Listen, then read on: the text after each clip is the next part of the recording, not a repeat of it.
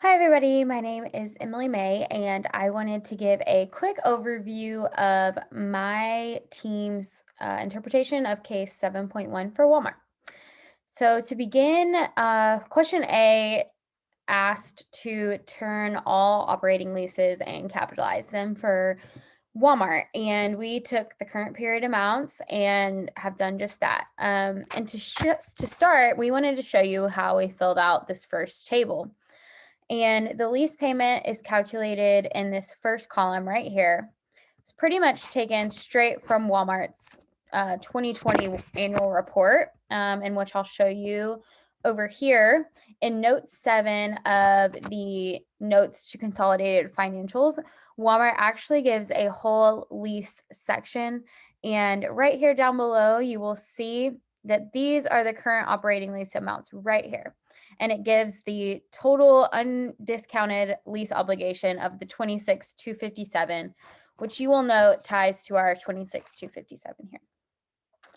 After that, we determined what our present value factor should be in order to figure out the present value of these lease payments.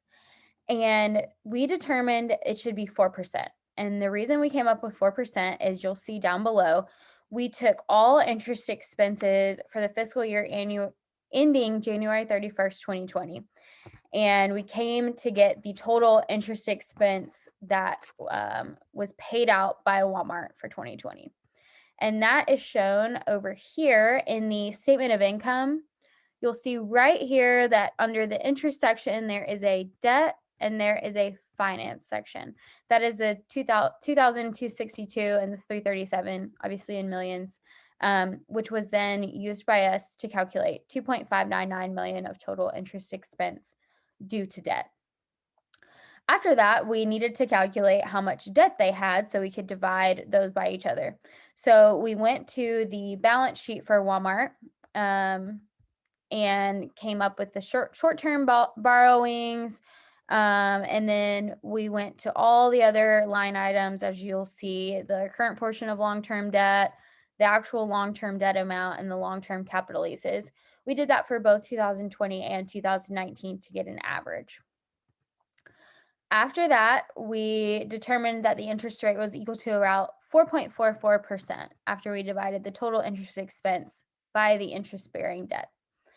And that was rounded obviously down to 4%, which is what we then used for the present value.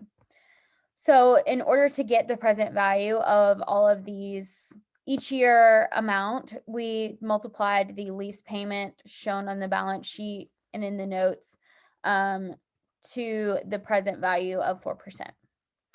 And then the thereafter amount, we assumed 10 periods, and we basically took this 15,514 and divided it by 10, and then used it as the present value of an annuity and got the amount that's calculated right there.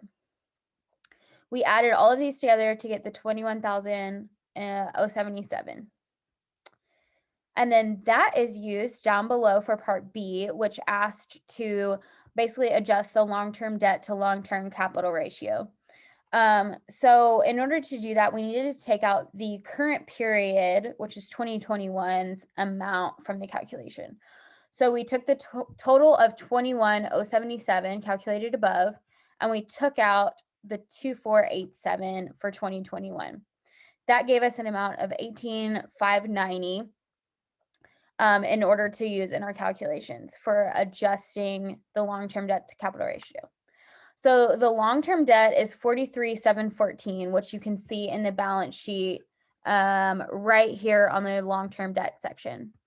And then the amount for long-term capital leases is actually 0 for 2020. So we didn't end up using that, obviously, in the calculation because there is no long-term leases to add. So we came up with the 43,714 to use in our calculation of long-term debt. Shareholders' equity is 81,552, also found on the balance sheet here below, 81,552. And those are all of the amounts that we'll use in our calculation. So first, we wanted to see what the unadjusted long-term debt to long-term capital ratio was, so we could give a good comparison from the adjustments. So we basically took the long-term debt and divided it by the long-term debt plus the shareholders' equity. That gave us 34.9%.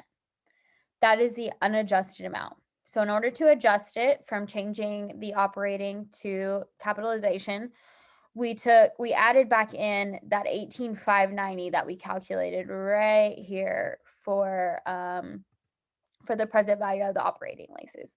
So once we added that in, we came up with an amount of 43.3%. So this increased the long-term debt to long-term capital ratio of our unadjusted amount.